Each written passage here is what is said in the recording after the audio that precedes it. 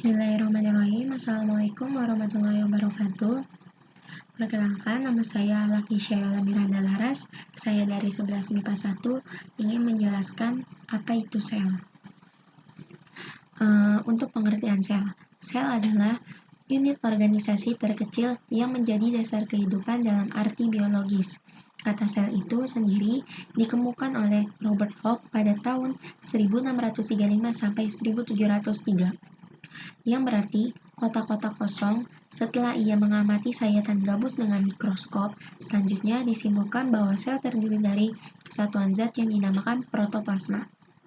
Lalu, protoplasma pertama kali dipakai oleh Johannes Purkinje, dan menurut Johannes Purkinje, protoplasma dibagi menjadi dua bagian, yaitu sitoplasma dan nukleoplasma.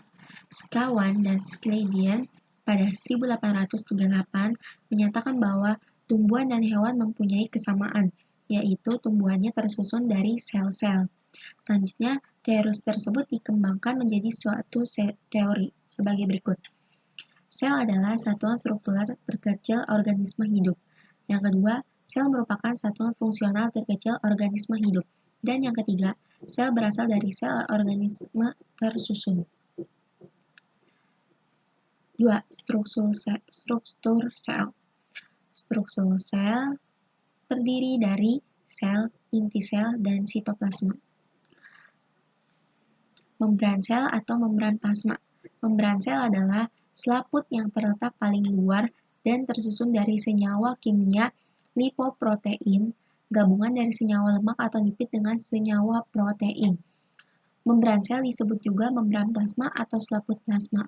Berfungsi dari membran sel ini adalah sebagai pintu gerbang yang dilalui zat baik menuju atau meninggalkan sel. Inti sel atau nukleus. Inti sel itu memiliki fungsi, yaitu mengontrol kegiatan yang terjadi di sitoplasma. Fungsi dari inti sel adalah mengatur semua aktivitas atau kegiatan. Karena di dalam inti sel terdapat kromosom yang berisi DNA untuk mengatur sintesis protein. Inti sel terdiri dari bagian-bagian, yaitu ada selaput inti, nukleoplasma, kromatin atau kromosom, nukleus, sitoplasma, dan organel sel. Sitoplasma adalah bagian yang cair dalam sel. Lalu, organel sel adalah benda-benda yang terdapat dalam sitoplasma dan bersifat hidup serta menjalankan fungsi-fungsi.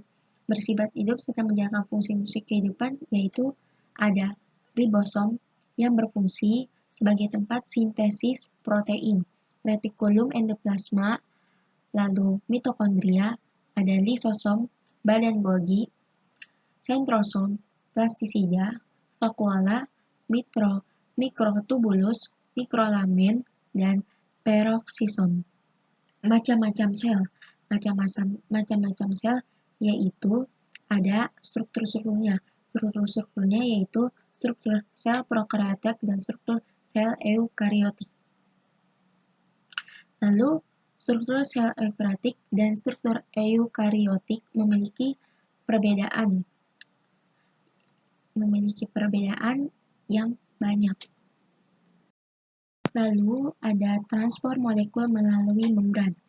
Transport pasif adalah transport yang tidak memerlukan energi, meliputi difusi, perpindahan zat, padat, cair, dan gas dari larutan konsentrasi tinggi, hipertonis, ke larutan dengan konsentrasi rendah, hipotonis juga. Setiap zat akan berdifusi menuruni gradien konsentrasinya. Hasil dari difusi adalah konsentrasi yang sama antara larutan tersebut dinamakan isotonis. Difusi terfalsilitasi melibatkan difusi dari molekul polar dan ion melewati membran dengan bantuan protein transport.